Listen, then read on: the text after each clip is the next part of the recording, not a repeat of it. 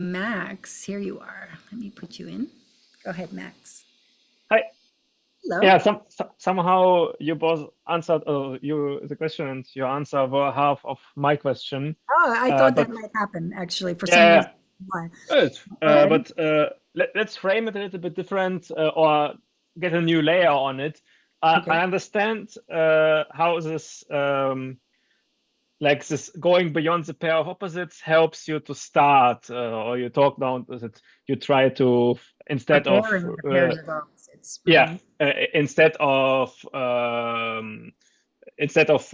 creating stucking in the tension to search for the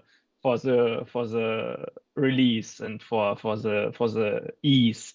But maybe to go on the next step, how does it help you to stay with the discipline? Because I make a very practical example from this week. I started a new job and I still doing math, and I got a big problem from my chef, and I wanted to start with it, and my That's mind chef. said, Is chef your like over teacher or something? yeah, I am like a postdoc, or I am like a teaching a research assistant for a Uh-huh. professor. Okay. So my professor give me a problem, and we have to get together on it. And I mean, I know how to start such things. Okay. But my mind said to me, you had so many years, so much discipline, and now you want to get again in this Right, situation right. I'm gonna take notes. Keep going. Go ahead. I'm listening to where you what. don't in Uh-huh. situation where you are frustrated, where you don't understand. And I mean, there are a lot of parallels maybe to memorizing vocabulary or something else, but I wanted to stay with a practical example. Yeah, so my Uh, mind said to me, yeah, you remember the situations that aren't feel good for you. So, but you had a lot of discipline sometimes to stay in this situation. So uh-huh. why do you want to return to it? Why you want to hold on this discipline? So I don't see any ease in it. I understand that my mind tricks me out and creates, but my mind frame the discipline to stay and to return again and again in a situation where you are frustrated, where you are in contact with your own don't understanding, your own questions, your own suffering, and somehow uh, my Hold mind on. You gotta. frames this Yeah, keep going returning. because I want to jump in. You've got so far four things on the pad. That's why I know you. So I've got my little page open and I've written them down. Go ahead. So let's bring it on the point how to see easing if the mind create in holding the discipline a lot of tension, and how Yes, the bearing the pairs of opposite helps me to yes, get the got your ease question. in Yeah. this point. So basically, first of Sorry for all, the no, frame. no, I got you completely. It's another great question. These are all wonderful questions today. Um, okay, let me see how I want to approach this, and let me just keep my little list. Okay, first of all, let me just hold on. Let me see where I want to start. Sorry. No, it's okay. Hmm. Let me just.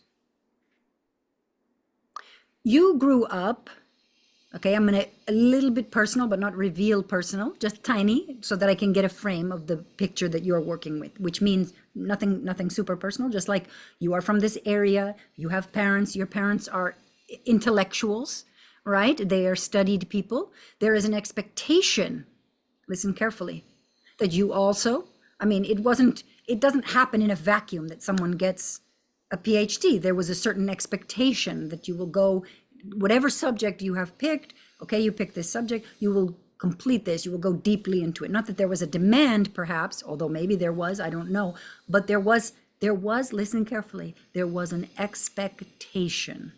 Just hear that for a second, because I work deeply with you and many of you. So that expectation has become a silver lining or somehow merged with your understanding around discipline. So it's like you can do it, but in order to do it, you got to lock, and I'm going to be very New York now, fucking load.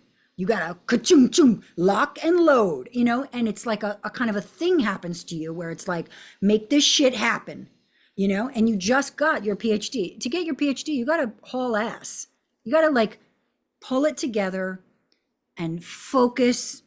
And there's a lot of things that you have to navigate, like with a university. I remember this at Columbia. It was just like, oh my God, there's somebody lost this paper. You have to navigate this, make sure this happens. One teacher gave me an extension, but didn't mark it.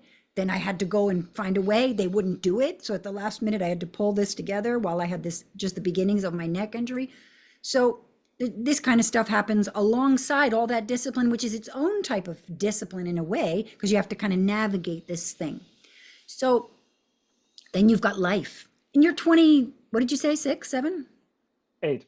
28. You're 28 years old, okay? You're, from the perspective of many people in the class, that's very young. From the perspective of somebody younger, it's not, right? But you are quite young, okay? So you've spent a good portion to be a PhD at your age. You would have spent a good portion. You had to have gone through the motions of what it is to become a doctor in mathematics or whatever your degree is called. So that means you've been doing a lot of discipline, and there's a part of you, because of the word expectation. See, my mother mapped out discipline differently from you. She mapped it out cruel. She was an artist. Her family, they were every conversation at every dinner table at my grandmother. I love her dearly, but it was always, Papa used to whistle one time and everybody came running. And this was something she was so proud of. And years later, they had 9 kids. Years later, I said to my mother, you know, maybe Papa wasn't such a nice guy if every kid heard him whistle once and ran for their life from playing stickball or whatever. I mean, maybe Papa was like not such a nice guy, you know, maybe he was disciplined, but a little cruel in the way he was exacting. So for my mother, that was a whole thing I've talked a little bit about, but she had to learn how to take back discipline for herself, because as you know, and I know, and everybody here knows, without discipline, you can't grow in a subject, and she loved art. So that's a whole story, which I've told over the years, and I'll tell again in some other class. But for you, expectation is connected with, listen carefully, with discipline, with tapa, because it was a part of it. It's just an expectation. It's not a cruel expectation. It's just an expectation. It's an expectation. You're going to do this. Absolutely. You're going to take care of this. You're going to make sure you take care of this. You got to take care of this. You're going to do it. So as a result, anytime discipline comes up, you know, you finally did it. You got it done, and very early for all of us. But for you, it's like, oh God, it's finally done. I did it. Right.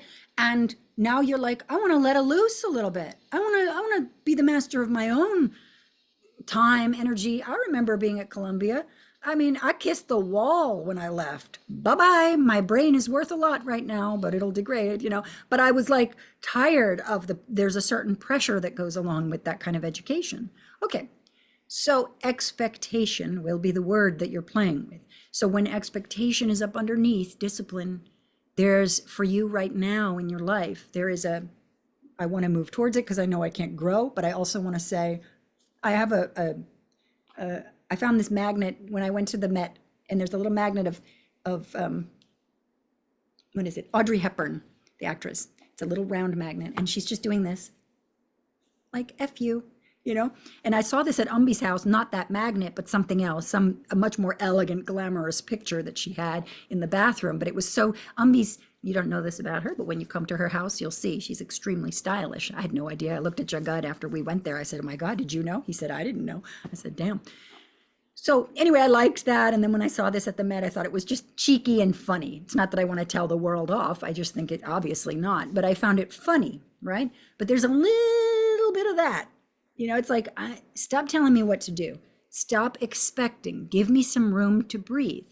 If that's the case, then you might need like a year of not intense tapa. Maybe you need a year of like, you know, I don't mean that to be rude and be overly New York. I just mean you might need a year of like, enough, get off my ass, leave it alone, so that you can do some other type of exploring, right? But if you want access to what a particular practice gives you, it's going to have to be some form of tapa. Now to get closer to your question, how does one do that without expectation? That will be yours. For my mother, it would have been cruelty. right? I told her, you got to take it back and make it yours. Because there's a way. I'm learning the way of the Ukrainian expectation. It's a quiet expectation. It's not like the Italian Americans. The Italian Americans will be shouting, "Ah, you're gonna do this!" I think the Ukrainians are gonna be more quiet, but it's just a gentle expectation. But it's like, And so you have to remind yourself, like we have satya and asatya. So you need a expectation. You need to like have discipline without expectation. So when you come to discipline in something that you're interested in, two things: you don't have to be a PhD in everything. You can just, of course, that's difficult to say to anybody who's gotten a PhD because they generally like to do things at a deep level. I got it. I mean, I grew up with my teacher. He had them in like 4 subjects or something like that. He was, brain surgeon, ophthalmologist, psychiatrist, and then whatever you call that. Maybe it's 2 subjects and Sanskrit. But the point being, you have to remind yourself what you're facing. When I face certain things, I remind myself, hey, you're facing that. You have a kind of a wonky way of relating to that. Let's just remind you of a couple of things. And then, and that gives me a little bit of support that I need to enjoy the process of it, because you don't want to lose I think one of the things for you, especially at that age, especially with the trajectory you've gone through, it's like you want to have joy and exploration. I almost want to give you the assignment to go meander in the woods somewhere and not know where you're going, which is a weird thing to say to somebody like you or me or any of us, but to say, like, go and sit by a stream and then see where you feel like wandering next. Like, you need wander time, no expectation time. Then when you return, now you can do a few things. Like I said, the couple of things in your case, each person will be distinct, but in your case, you can do, expectation. I see you and I appreciate you, but let me just put you here for now. I'm going to enjoy the process of being with myself in this practice, not having expectation from anyone else or from myself. I'm going to take that off the table and that is the top part of the tapa for you. And I'm going to just be with that. And then also you can just keep periodically remind yourself, soften that jaw, soften, this is beautiful, but soften it, maybe go have a lemonade, have a good laugh, just laugh. We had this guy at the ashram. He is a disciple of our guru. And he was this laughing master. He would come and do laughing classes. And at first it seemed crazy. You're like, this guy goes around the world and makes people laugh, but he starts like, ha, ha, ha. And it goes until you won't believe the whole room is dying laughing. Okay, you're not going to be that guy, but I'm saying I got the point that you can always bring joy and ease into the experience of living. And that's a choice. It's not all what you're gunning it towards. Because this is what every pitta gets to learn, by the way. Let me teach you, all of you, because so many of you are pittas. And those of you who are not, you can understand your pitta friends. But I'm looking through the list and I think most of you are pitta. So this will serve you. Pitta means fiery nature. So pittas are always aiming towards something, but then you realize the something eventually, and then it's like a weird feeling. And then you have to go gun it for something else. Maybe for you, the tapa these days is like, okay, I fulfilled that for myself, for what was expected. Now, this is a chosen tapa. I'm going to engage this a little differently. I'm going to have more breath in it, maybe some little breaks. I'm going to couple that with a few meandering walks in the woods or floating on the water. I'm going to notice my body posture and soften back. I don't have to be on top of the knowledge. I can kick back and let it unfold for me, because I find, and the reason I'm saying this is because I find that I feel clipped when I gun it. I feel clipped when I'm going to go back into another thing that I'm expected to do. No, so you have to do something similar to me. You have to choose it, but it's a different thing than me, but similar in a different context. But it's like, you have to choose this. That will be your peace. But let me tell you something. It doesn't happen immediately, but eventually you will, if you go deep into spirituality, you will just start choosing it. There's just, yesterday I was telling Ambi, people want to know about something personal about me. So we were talking, I said, what does that mean? Like, what do they want to know? Like, here's where I'm doing my laundry. Like, here's, she said, no. So we talked a little bit, and then I said, but I think that, people like to know who you are. But the funny thing is, I said to her, this is what I do all the time. This is my life. Occasionally I have a cupcake or I go visit a friend, but the vast majority of my time is absorbed in this. So it's not an ancillary, it's not an add-on, it's not adjunct, it's not extracurricular. This is my life, but it takes time to build that. Yeah, it takes time. So those are my thoughts. Does that give you something to play around with, or you have a follow-up? Yeah, I understand where it goes. I think that what you have to work is what I have to work with is that this choosing don't create an expectation in this choosing process, because I choose to practice and I love practice, but also with the practice I have the same. I create expectations, and then I create expectations in choosing to practice, for example, Yes, and that's so on. exactly right. And that expectation will block the deeper seeing. So you have no choice but to soften around that for your own, emotional and happiness experience, but also for the practice to open more. It doesn't work. It's not on that kind of like thing. It doesn't unfold that way. It unfolds when we can be steadily there, fully present, but not gunning it, and not resistance either. It's like you can want it, but you can't demand it. You can't muscle it. It has to unfold. And so there, when I say that, I feel my shoulders drop. I feel my stomach a little bit less. I feel a little more like at ease. So you can also try little physical things with your body, just like softening. Some things like that can really be helpful in little key moments. But it's the choosing. You have to choose it. It's your choice. It's not some guru's choice, parental choice, anybody's expectations. You met all those expectations, and now you're like, along with the degree, you got also like a little bit of a like, get off my ass, like that magnet, like, get the fuck off me. I will choose what I want. So okay, that's fine. That's actually somewhat normal or normal in itself, given the coordinates. We all have these things, whatever they may be. So learn about it and don't get played by that. You play back and say, okay, well, what do you think, self? Will you choose this?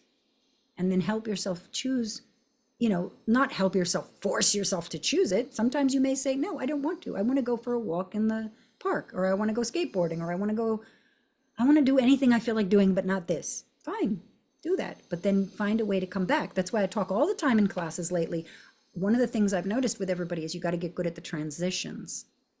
Meaning, what I mean by that, I think I have never qualified it exactly. Getting back to it and then noticing when you need to stop. It's enough for today. You still want to go, but it's like, okay, let it be. And then come back, and then go and do other things, and then come back. We live in the world. You have to learn the art, everybody, of going back and forth. And then later, as you continue, you can start to carry some of those threads into your life, and vice versa, life into the practice. Okay, good? Thank you. You're welcome.